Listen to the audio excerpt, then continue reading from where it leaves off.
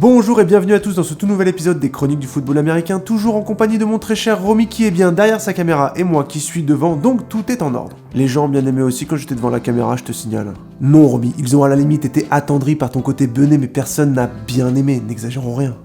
Et de toute façon, là on va traiter un sujet sérieux, donc il faut une pointure aux commandes. J'imagine que tu parles de toi là. Tu imagines bien, car accrochez-vous les amis, aujourd'hui dans cette vidéo, on va parler de X, de lingerie et de femmes aimant le contact physique. Ah, on parle plus de foot US. Si, mais de foot US féminin, donc bienvenue dans les Chroniques du football américain.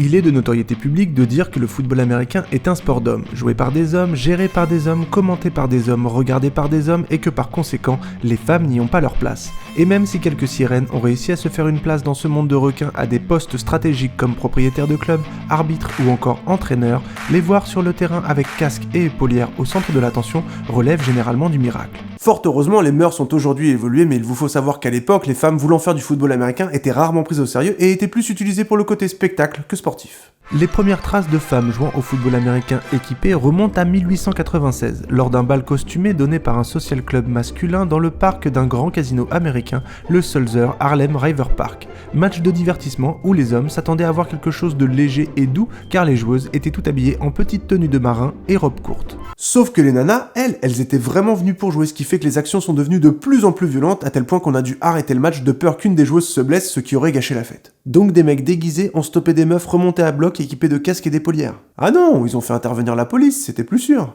Vous avez appelé la police ? Ils font un travail formidable, n'est-il pas ? Mais vous êtes au moins 150 bonhommes ce soir, vous auriez pas pu gérer ça vous-même ? Et risquer d'abîmer nos superbes costumes pour une simple bande de femmes surexcitées, vous n'y pensez pas ? Ah super, faut le dire vite, hein, je sais même pas en quoi vous êtes déguisés, vous. Je suis le célèbre comte Dracula. Comte d'enculé, oui. On retrouve ensuite des femmes jouant au football en 1926 lorsque l'équipe NFL des Frankfurt Yellow Jackets, l'ancêtre des Eagles de Philadelphie, engageait des équipes féminines et organisait des matchs entre elles pour créer un divertissement à la mi-temps. Diantre l'ami, mais regardez ce que nous avons là. Qui sont ces joueurs à la morphologie peu commune pour jouer au football ? Vous faites fausse route, très cher, ce ne sont pas des joueurs, mais des joueuses. Quelle idée saugrenue qu'ont-ils encore été nous dégoter là ? Avouez tout de même que cela nous change des fanfares ennuyeuses que l'on nous sert d'ordinaire. Certes oui, mon brave, l'idée même qu'une femme puisse jouer au football américain, je trouve ça totalement désopilant. Vous m'ôtez les mots de la bouche, je suis moi aussi tout à fait désopilé. Mais bien que cela ait été considéré comme un divertissement au départ, cette idée de football américain féminin commença à germer petit à petit et la première graine fut plantée dans les années 1930, non loin de Los Angeles. Avant tout, il faut savoir qu'à la fin des années 30, le softball, un descendant direct du baseball, et plus spécialement le softball féminin, était un sport extrêmement populaire à Los Angeles. Des célébrités hollywoodiennes assistaient aux rencontres et il y eut même un match caritatif entre l'équipe féminine et l'équipe masculine qui avait dans son effectif la star du cinéma muet de l'époque, Buster Keaton. Match que les filles ont gagné sur le score de 4-5, ce qui fit d'ailleurs fermer le caquet de Monsieur Keaton. Bah, il s'en fout, il fait du muet de toute façon. Tu devrais essayer toi aussi d'ailleurs. C'est donc pour surfer sur cette notoriété grandissante et pérenniser la vente de billets sur une année complète que les joueuses de softball créèrent une équipe de football et que fut organisée une saison de football américain féminin qui commençait en automne juste après la fin de la saison de softball. Au départ, tout fonctionnait parfaitement, et en plus d'attirer l'attention des médias locaux, les matchs pouvaient rassembler plus de 3000 spectateurs. Mais c'était sans compter sur les détracteurs et la mauvaise presse qui voyaient le football américain féminin comme l'invasion de l'un des derniers bastions de la masculinité. Messieurs, l'heure est grave. Si je vous ai fait réunir en urgence, c'est parce que les femmes ont encore frappé. Qu'est-ce qui a visé cette fois ? Après avoir envahi le tennis, le soccer et même le rallye automobile, voilà qu'elles s'attaquent au dernier bastion de la masculinité, le football américain. Mon Dieu. Il faut à tout prix les arrêter. Des idées ? On peut faire des articles de presse médicaux qui disent que les chocs peuvent leur donner des maladies graves. Aux nénés par exemple. Les nénés, j'aime beaucoup. Mais on ment ou pas ? Évidemment que vous mentez, vous en faites même des caisses. Il faut à tout prix défendre ce dernier territoire uniquement peuplé de mâles. Elles ont eu nos sports, mais elles n'auront pas nos couilles. Par contre, est-ce qu'on peut y aller là ? Parce qu'elle va pas tarder à rentrer, j'ai toujours pas lancé le repas donc... Oh oui, allez-y, d'ailleurs ça me fait penser qu'il faut que j'aille acheter le pain moi. Bon, la séance est levée, on lance tout demain, mais surtout d'ici là, pas un mot, hein. Motus. Il y a vraiment eu des articles de presse contre le foot US féminin. Ah oui, par exemple, le magazine Life expliquait que le football était bien trop dangereux pour les femmes en les avertissant qu'un simple coup à la poitrine leur déclencherait irrémédiablement un cancer. Alors je suis pas médecin, mais j'ai un petit doute sur la véracité de cette info. Ah bah tu peux oui, car là le but c'était clairement de dissuader les femmes de pratiquer le football américain en leur faisant peur, et c'est d'ailleurs pour ça que cette première ligue féminine s'est arrêtée au bout de la première année. Parce qu'elles ont eu peur ? Non, parce qu'elles en ont eu marre de tout ça et qu'elles étaient déjà engagées dans le softball de toute façon, qui comparé au foot leur apportait plus d'avantages et de popularité. Et c'est d'ailleurs pour ça que certaines joueuses ont déclaré « Laissez les garçons se botter la tête entre eux, nous nous en tiendrons au softball ». Ah, j'aime bien les histoires qui se finissent bien. Eh mais attends, c'est pas fini. L'entrée de l'Amérique dans la Seconde Guerre mondiale mit un terme à toute autre tentative d'équipe féminine de football américain, et il faudra attendre 1965 pour que Sid Friedman, alors agent de réservation pour un théâtre à Cleveland et inspiré par le show des Harlem Globetrotters, décide de créer une équipe féminine dans le but de lui faire affronter des équipes masculines. Oui, donc une femme qui veut jouer au football, c'est forcément pour faire le clown quoi. C'est le constat. Mais ce qui avait été initialement créé comme un truc va en fait se transformer en une ligue de féroces compétitrices appelée la Women Professional Football League. Alors qu'au début, la Women Professional Football League ne comptait que 2 équipes à Cleveland et Akron, elle s'est très vite étendue pour accueillir les équipes de Bowling Green, Buffalo, Cincinnati, Dayton, Pittsburgh et Toledo. Une croissance qui attire l'attention et qui montre que finalement même les femmes peuvent jouer au football, et c'est à ce moment qu'on commence à se poser légitimement la question, qu'est-ce qu'elles peuvent bien porter sous leurs équipements ? Non, gros dégueulasse, on se demande tout simplement pourquoi les femmes ne pourraient pas jouer avec les hommes. Ça m'intéresse beaucoup moins du coup. Et la réponse ne se fit pas attendre très longtemps, car c'est en 1970 que Patricia Barzi entra dans l'histoire comme étant la première femme à être titularisée dans une équipe masculine, les Orlando Panthers, où elle était au poste de holder pour son mari Steve Palinkas, qui lui était le kicker de l'équipe. Ah oui d'accord, donc même dans le football, c'est piston et compagnie quoi. Et qu'est-ce que t'en sais qu'elle était pistonnée ? C'est peut-être tout simplement qu'elle était la meilleure à ce poste. Bref, de toute façon, c'est pas ça le plus choquant dans l'histoire. C'est quoi ? Que le mec doive se taper sa femme même quand il est au football quoi. C'est bon ma chérie, c'est quand tu veux. Attends, Quoi ? on a bien tout éteint à la maison avant de partir. Hein. Mais je sais pas, c'est pas le moment. Si tu m'as encore laissé la salle de bain allumée, je te jure que ça va chier. Hein. Mais... Et je te préviens aussi, en rentrant à la maison, on fait une lessive directe parce que les gosses ils ont plus rien à se mettre. Mais on s'en fout, allez joue. Ah non, on s'en fout pas. On le fait direct en rentrant à la maison parce qu'après sinon c'est la boniche qui se tape tout et la boniche elle en a ras le bol. Et voilà. Délai de jeu, Oh, et 5 puis yards de merde. pénalité. C'est n'importe quoi. Ah, tous les mecs qui regardent cette vidéo y ont pensé, crois-moi. Bref, revenons à nos moutons, Patricia jouera durant 2 matchs de pré-saison avant que son mari se blesse et soit viré de l'équipe, entraînant sa femme avec lui dans sa chute. Voilà pourquoi les pirates n'emportaient pas de femmes à bord. Ça porte malheur. 4 ans après, en 1974, la Women Professional Football League de Friedman disparaîtra, laissant la place à une autre ligue bien plus performante, la National Women Football League. Comparé au truc de Sid Friedman, la National Women Football League était bien plus organisée et médiatisée, ce qui a permis de mieux mettre en avant les capacités sportives de certaines joueuses, comme Linda Jefferson, une running back de l'équipe des Toledo Troopers, qui en 1975 a été nommée athlète de l'année par le magazine Women's Sport.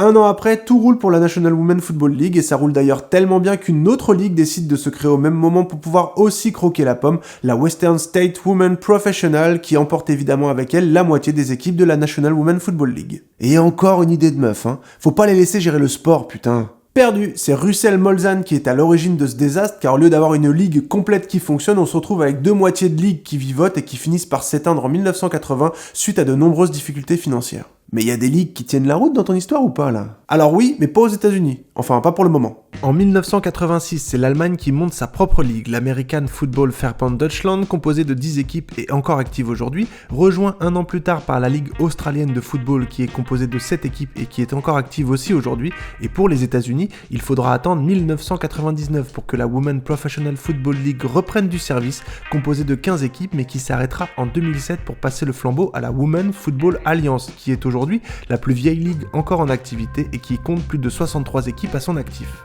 Et en 2010, l'IFAF, la Fédération internationale de football américain, a organisé la première Coupe du monde de football américain féminin avec comme participants l'Autriche, le Canada, la Finlande, l'Allemagne, la Suède et les États-Unis, compétition qui se joue tous les 4 ans et qui a été gagnée par les États-Unis pour les 3 éditions qui se sont jouées jusqu'à maintenant. Génial, donc j'imagine que ce sont ces matchs-là qui sont diffusés pour que les filles puissent facilement voir que c'est possible aussi pour elles de jouer au football américain. Alors non, car on n'a pas encore parlé d'une autre ligue qui a vu le jour dans le courant des années 2000 et qui a attiré toute la couverture médiatique sur elle, occultant toutes les autres ligues et offrant une toute autre image du football féminin. Le concept de cette nouvelle ligue fut créé en 2004 lors de la mi-temps du Super Bowl, diffusé sur une chaîne concurrente et portant le joli nom racoleur de Lingerie Bowl. Donc là, techniquement, rien qu'avec le nom, vous avez une petite idée du concept. Et si, comme Romy, vous vous demandiez ce que les joueuses de foot US portent sous leurs équipements, cette nouvelle ligue va se charger de vous apporter les réponses. En effet, la particularité des matchs de lingerie ball n'est pas dans le fait qu'ils se jouent à 7 contre 7 en intérieur sur des patinoires transformées en terrain synthétique pour l'occasion, mesurant 70 mètres de long sur 30 mètres de large, mais bien dans le fait que toutes les joueuses ne portent rien de plus sous leurs équipements que des sous-vêtements.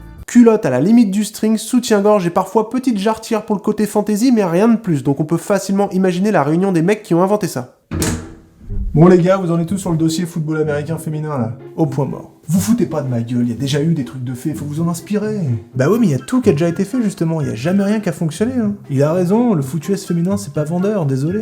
Bon écoutez les gars, on nous a promis un très gros chèque pour cette campagne, donc faut me trouver un truc fils. Mais on te dit qu'il y a rien à faire, on va quand même pas les foutre à poil. Ouais. Super, vous me bouclez ça rapido, je le veux lundi sur mon bureau.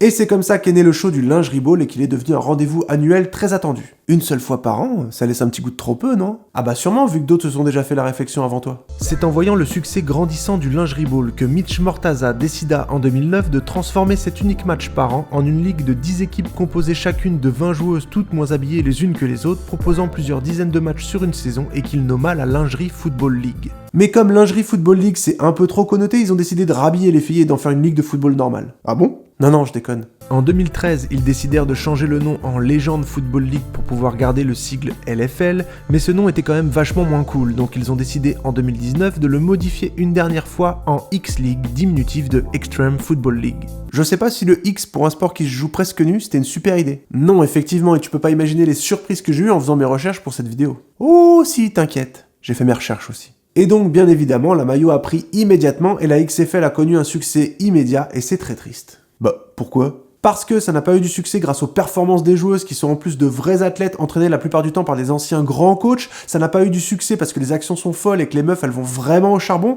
mais ça a du succès tout simplement parce que les joueuses sur le terrain sont à moitié à poil. Bah y a rien de triste, c'est le show. Si Romy, c'est triste parce que tu fais le même format avec des joueuses habillées en vraie tenue de football et je suis prêt à te parier que ça n'a pas le même succès. Mais t'arrêtes pas de dire qu'elles sont à poil alors qu'avec l'équipement, le casque, l'épaulière et puis les pattes de protection, on doit plus voir grand chose. Hein. Ah mais si, justement, t'inquiète, ils ont pensé à tout. L'équipement pour les joueuses de la X-League diffère un peu de celui qu'on connaît nous, dans le sens où toutes les parties susceptibles de cacher des attributs féminins ont été retirées. Ainsi, le plastron de l'épaulière a totalement disparu pour laisser la gorge des joueuses à l'air libre et le t-shirt de match est taillé de manière à ne recouvrir que l'épaulière. Et uniquement l'épaulière. Mais en même temps, n'oublie pas qu'elles jouent en intérieur, elles doivent déjà crever de chaud les pauvres. Les pads de protection sont réduits à de simples genouillères et coudières et le casque de football américain classique avec la grille est remplacé par un casque de hockey sur glace avec une visière de protection en plastique transparent pour laisser voir leur joli minois. Je te trouve quand même un peu dur avec cette ligue, avoue que c'est chouette quand même. Je suis pas dur avec la ligue en elle-même car franchement les matchs sont fous, les nanas c'est des vrais athlètes et elles y vont à fond sur le terrain, mais je trouve juste désolant pour les femmes qu'il faille jouer en slip pour être enfin médiatisé, c'est retomber dans les travers de l'époque et utiliser l'image de la femme pour le profit. Bah oui, mais c'est les Américains, tu sais bien comment ils sont. Attention avec cette excuse, car t'as des X-League qui commencent à se créer un peu partout dans le monde, au Canada, en Australie et même en Europe. Dis-moi qu'il y en a en France, s'il te plaît. Non, c'est pas encore arrivé en France et heureusement, car t'imagines la galère pour les vendeurs foot US s'ils devaient en plus gérer ce genre de matos ? Ça y est, j'ai reçu mon colis. Déjà ? Ah bah Sport US Company, le meilleur en termes de livraison. Bon bah vas-y, ouvre. Alors... l'épaulière, nickel. Le casque, parfait. Non mais attends, c'est quoi ce délire? Ah oui, doit y avoir une erreur là. Bah évidemment qu'il y a un problème, moi je joue en rouge, pas en jaune. Hein? En plus j'ai match dimanche, moi je vais jamais avoir le temps de les changer, je suis vénère. Non mais attends, c'est ta tenue de match ça? Bah oui mais là du coup c'est mort, je pourrais pas jouer. En plus j'avais demandé le string et là c'est la culotte. Non vraiment, y a rien qui va. Ouais, c'est clairement trop tôt pour la France tout ça. Bah en parlant de France, il serait peut-être temps de remettre les pieds en hexagone, non? Ah Romy, tu es le phare qui me ramène à chaque fois à bon port. En France, il est possible pour les filles voulant faire du foot US et n'ayant pas de section féminine dans les clubs proches de chez elles de s'entraîner avec les équipes masculines jusqu'à l'âge de 19 ans. La seule petite particularité, c'est qu'elles devront forcément jouer dans la catégorie inférieure à celle où elles sont censées jouer par rapport à leur âge. C'est un peu biscornu comme phrase, donc laissez-moi vous expliquer ça un peu mieux. En France, les joueurs et joueuses sont classés par catégorie en fonction de leur âge. De 13 à 14 ans, ce sont les U14, de 15 à 16 ans, les U16, et de 17 à 19 ans, les U19. Et de 1 à 2 ans, c'est les U2, U2. Donc, pour qu'une fille puisse jouer au football avec les garçons, il faut tout simplement qu'elle joue une catégorie en dessous de celle de son âge. C'est-à-dire que si elle a l'âge des U19, elle devra jouer en U16, et si elle a l'âge des U16, elle jouera en U14, et ainsi de suite. Règle visant bien entendu à la sécurité des joueuses et leur permettant de jouer en entraînement mais aussi en compétition. Règle qui sert surtout à pas pénaliser les pauvres gars qui se retrouvent à devoir se taper une meuf dans l'équipe. Et après tu t'étonnes de pas trouver de copine. Ça n'a rien à voir. Et du coup après 19 ans il se passe plus rien dans le monde du foot US féminin français. Eh bien si, c'est l'entrée dans la cour des grands, la section senior, donc au revoir la mixité et bonjour la section exclusivement féminine, enfin pour les clubs qui en possèdent une, parce que si c'est pas le cas, c'est souvent là que les problèmes commencent. Pour les filles ayant plus de 19 ans, il est toujours possible de s'entraîner avec les sections seniors masculines en attendant d'avoir un effectif suffisant pour créer une section féminine et pouvoir s'inscrire en championnat. Parce qu'elles ont un championnat en plus ? Bah évidemment. Il faudra attendre 2015 pour voir naître le premier championnat de France de football américain féminin organisé par la 3FA. Habillé, je précise pour Romy qui commence à trépigner derrière sa caméra. N'importe quoi.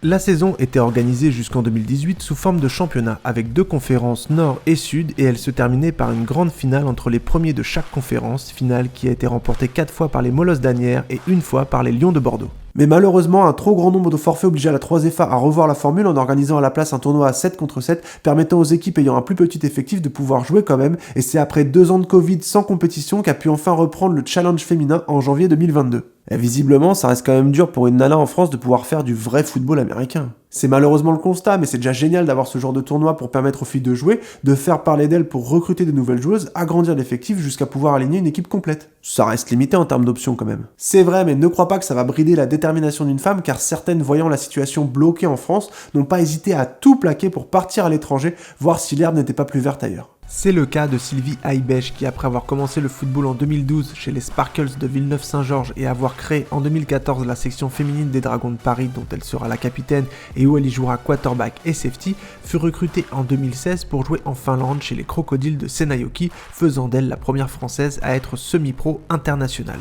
Au départ titulaire en safety, receveuse et special team, elle arrive cette saison jusqu'en demi-finale avec un titre de MVP et de Teammate of the Year. L'année d'après, en 2017, elle est promue capitaine et QB titulaire des Crocodiles. C'est en 2019 que l'Amérique lui ouvre ses portes car elle intègre l'équipe des Seattle Majestics et 1 an après, elle touche enfin son but car elle est recrutée par une des équipes les plus anciennes et les plus titrées de la Women Football Alliance et des États-Unis, les DC Divas, où elle deviendra en 2021 la première QB titulaire internationale de l'histoire du niveau pro aux US, hommes et femmes confondus. Alors, elle est très belle ton histoire, mais une nana qui a 20 ans, qui a pas les moyens de tout plaquer pour partir à l'étranger et qui a pas de section féminine dans son club, elle est cantonnée aux entraînements toute sa vie sans pouvoir jouer de match. Alors oui, et c'est d'ailleurs pour dénoncer cette injustice que certaines joueuses se retrouvant dans cette situation n'ont pas hésité à s'aligner sur la feuille de match de l'équipe masculine dans lesquelles elles s'entraînent pour pouvoir elles aussi disputer des matchs. C'est le cas de Maëva Kessler, forte de ses 2 titres de championne de France et de sa couronne de MVP défensif avec l'équipe féminine des Molosses d'Asnières, qui s'est alignée avec l'équipe masculine des Minotaurs de Strasbourg au poste de linebacker, lors de 2 matchs de pré-saison régionale qui les opposaient aux Libérateurs de Colmar et au Wolfpack d'Haguenau. Match remporté tous les 2 par les Minotaurs sur les scores de 8-0 et 16-0. Initiative rendue possible grâce à la Ligue Grand Est qui a accepté sans hésitation que Maëva participe à ces matchs, donc nous les saluons pour leur ouverture d'esprit et nous espérons que cela permettra à d'autres filles de franchir le cap en faisant fi de toutes les remarques sexistes sur la mixité dans le football américain. Oui, enfin, mollo polo, on parle de matchs de pré-saison, y a pas d'enjeu, donc ils s'en foutent de faire jouer les meufs. Eh bien, détrompe-toi, car ils espèrent bien étendre un jour cette décision au championnat régulier afin de montrer aux réacs dans ton genre que les filles ont toute leur place sur un terrain de foot US parmi les garçons. Alors ouais, mais attention avec la mixité dans les équipes, ça peut vite apporter des confusions. Mais c'est magnifique ça, mademoiselle! Eh mais mademoiselle, c'est ravissant! Enfin, que dis-je, c'est enchanteur! C'est à moi que tu parles là? Oh putain, c'est un mec! Faut vraiment arrêter avec les clichés débiles, Romy. Bah non, mais Romain, écoute, au début je trouvais sympa ton histoire de nana qui voulait faire du foot US entre elles, au contraire, ça les occupe.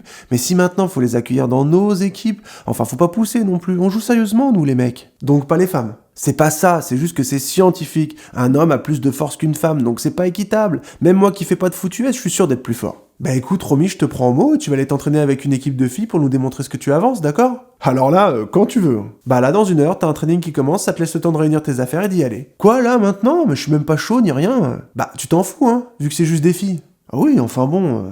Allez, file, comme ça quand tu reviendras, tu nous feras un petit débrief. Bah, et vous, vous allez faire quoi en attendant? Mais on va t'attendre, t'inquiète. A few moments. Ah non, stop avec ça, sérieux. On nous le balance à toutes les sauces, ça saoule à force. Hein. Tiens, Corsi, fais-nous un truc à la place, s'il te plaît, ça changera. Non mais t'as vraiment cru que j'étais ton boy, toi, hein? Allez, s'il te plaît, c'est juste le temps que Romy revienne. Sérieux? Tu casses les couilles? Corsi, je te rappelle que j'ai acheté une nouvelle maison et que dans cette nouvelle maison, il y a une cheminée. Je te rappelle aussi que je t'ai fabriqué en carton et que le carton, c'est vraiment super pour faire partir un feu. Donc, sans vouloir te commander, est-ce que tu peux nous faire une petite transition, s'il te plaît?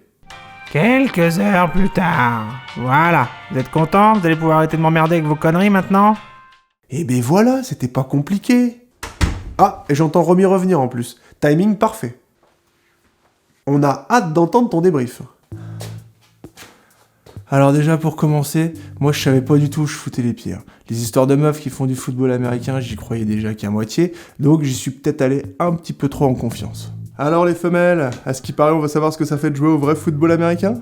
Pas une réponse, rien, même pas un bonjour. Et voilà, à tous les coups je suis tombé en pleine période de règles. Du coup je me dis c'est pas grave, j'ai qu'à repérer la meneuse pour me présenter à elle et qu'elle m'intègre dans l'équipe. Bon, j'imagine que c'est toi la capitaine de toute cette petite mascarade. Donc là elle me dit que c'est bien elle. Je suis venu t'annoncer que je prenais le contrôle de cet entraînement. Il est grand temps pour vous de voir comment on joue au vrai football. Et là, elle me balance qu'à choisir, elle aurait préféré qu'on leur envoie Léo Sartel, car lui, au moins, il est beau gosse. Oui, bah si on va par là, moi aussi, si je veux, je me laisse pousser les cheveux. Hein. Ouais, du coup, c'est comme ça que j'ai pu m'intégrer dans leur groupe, là, et pouvoir commencer à leur inculquer les fondamentaux du foot US. Alors les filles, c'est très simple. Pour commencer, on va faire ce qu'on appelle une course. Mais comment vous expliquer avec des termes que vous pourriez comprendre? Et c'est à ce moment-là que j'ai eu un éclair de génie. Tiens, toi, la running, tu imagines qu'on est le premier jour des soldes et que dans la end zone, il y a le dernier modèle de ton sac à main fétiche qui est à moins 50%. Donc tu vas devoir courir le plus vite possible pour être la première à l'avoir. Et en plus, je leur détaille le truc et tout, hein. Pour ça, tu devras d'abord passer les portes automatiques de la galerie marchande symbolisées par tes deux copines de la ligne qui t'ouvriront un passage et ensuite courir le plus vite possible jusqu'au magasin en évitant les nanas de l'équipe adverse qui essaieront de t'arrêter car elles le veulent aussi ton sac à main. Bon, je pense que tout le monde a compris l'image. C'est assez parlant pour des meufs, non ? Eh ben tu me croiras ou non, mais même cette explication qui était pourtant à leur portée, bah ça leur a pas plu. Et du coup je me suis fait dégager du huddle par la capitaine qui a annoncé sûrement le seul jeu qu'elle connaissait pour faire sa crâneuse. Bah fallait le dire que vous connaissiez les jeux aussi, je me serais moins fait chier. Et donc là, elle tente de faire un semblant de jeu de course qui fait pas 3 yards et qui se termine par un fumble en plus. Ça m'a mis en rogne, quelque chose de mignon. Et voilà, c'est n'importe quoi. Mais je vais te dire, ça fait belle lurette que ton sac Gucci est parti. Hein. Non mais merde, qu'est-ce que vous comprenez pas? Il y a une porte à prendre, et après il y a un boulevard. Alors, c'est quoi le problème? Il faut vous la tenir, la porte, peut-être? Il faut vous laisser passer en première, c'est ça? Je vais vous dire, vous jouez comme des meufs. Et c'est normal, parce que vous êtes des meufs, et que le football, c'est un sport de mec. Point barre. Et tu vois, je voulais pas en arriver là. Parce que déjà, je trouve ça infantilisant et que j'ai ressenti un cruel manque de confiance en elles. Mais j'ai dû leur montrer moi-même comment on fait. Bon, bien évidemment, en m'abaissant à leur niveau. Bon, 50% les filles, hein, j'ai pas envie d'en blesser une. Déjà que vous êtes pas beaucoup. De là, le jeu se lance, je prends la balle, très mauvais end-off au passage, et c'est le drame. Et tu me croiras pas, mais je me suis fait exploser par une des meufs avant même d'avoir passé la ligne de scrimmage. Oh, mais on avait dit 50%, bordel! Et tu sais pas qu'elle a eu le toupet en plus de me répondre que c'était justement parce qu'elle était qu'à 50% que j'étais encore en vie et qu'il fallait que je dégage de son terrain parce que j'avais même pas le niveau pour jouer comme une fille. Du coup, je suis sorti, j'ai été me poser dans un coin et j'ai été réfléchir à tout ça parce que crois-moi, ça fait réfléchir. Si j'ai bien compris un truc de cet entraînement, c'est que les femmes se débrouillent très bien sans nous, les hommes. Hein. On les pense moins fortes, moins tenaces, plus fragiles, et malheureusement, toute l'histoire des femmes est basée sur ces constats qui sont complètement faux. Pour preuve, à chaque fois qu'un mec est venu mettre le nez dans leurs affaires, des affaires qui marchaient très bien sans eux d'ailleurs, hein, ça a été pour y foutre le bordel. Un peu comme moi aujourd'hui, sûr de ma supériorité masculine, certain de toutes ces années à nous dire que les hommes sont plus forts que les femmes, je suis arrivé en conquérant, en pensant leur inculquer mon savoir et en croyant les faire évoluer. Mais c'est tout le contraire qui s'est passé. Je suis tombé de mon piédestal, et c'est même elles qui m'ont fait ouvrir les yeux. En tout cas, une chose est sûre, c'est que les hommes et les femmes ne sont pas égaux. Oh non, les femmes sont bien au-dessus de nous. Parce qu'elles mènent leurs projets avec des valeurs que les hommes n'ont pas. Des valeurs comme l'amour, le partage, la justice et surtout le pardon. Et là, il s'est passé quelque chose à laquelle je m'attendais pas du tout. On m'a pardonné. Hé Romy, tu viens briquer avec nous? Même après ce qui s'est passé ? Oh, mais oui, allez, viens. J'ai donc été invité à breaker avec elle malgré que j'étais un sale con arrogant et macho tout le long du training, et rien que pour ça, je me devais de leur présenter mes excuses. Attendez les filles. Avant que vous partiez, j'aimerais m'excuser pour mon attitude. C'est vrai qu'en arrivant ici, je pensais vraiment qu'une femme pouvait pas jouer au football américain, et j'avais tort. Vous êtes bien plus forte que ce qu'on veut nous faire croire, et vous êtes totalement capable de faire du vrai football. Donc pour tout ça, pardon. Et elles ont trouvé ça tellement mignon que j'ai eu le droit à un câlin général de toute l'équipe. Mais j'allais pas m'arrêter en si bon chemin car j'ai eu une super idée pour souder encore plus notre nouveau groupe. Et du coup, est-ce qu'on irait pas se prendre une petite douche tous ensemble? Bon, ça par contre, bizarrement, elles ont pas voulu. Bon je crois que tu dois des excuses alors, Romy. Oui, c'est vrai, pardon d'avoir dit que les femmes pouvaient pas jouer aussi bien au football que les hommes. C'est évidemment faux et c'est complètement contraire à l'éthique de notre chaîne YouTube qui prône le football pour tous et la tolérance. Merveilleux, et quoi de mieux qu'une bonne morale pour terminer une vidéo, car oui mes amis, cette vidéo touche à sa fin, donc on espère qu'elle vous aura plu et surtout qu'elle aura pu détruire quelques clichés sur le football américain féminin, des clichés qui bloquent peut-être certaines filles à se lancer dans l'aventure et qui ne devraient plus exister dans notre sport à notre époque. Ah cool, parce que j'hésite à me prendre une licence moi du coup. C'est pas dit qu'elle veuille de toi toute une saison par contre. Oh si, il y a eu un feeling, tu sais. Elles ont dû ressentir ma grande part de féminité. Je commence à me demander si t'as pas que ça comme part d'ailleurs.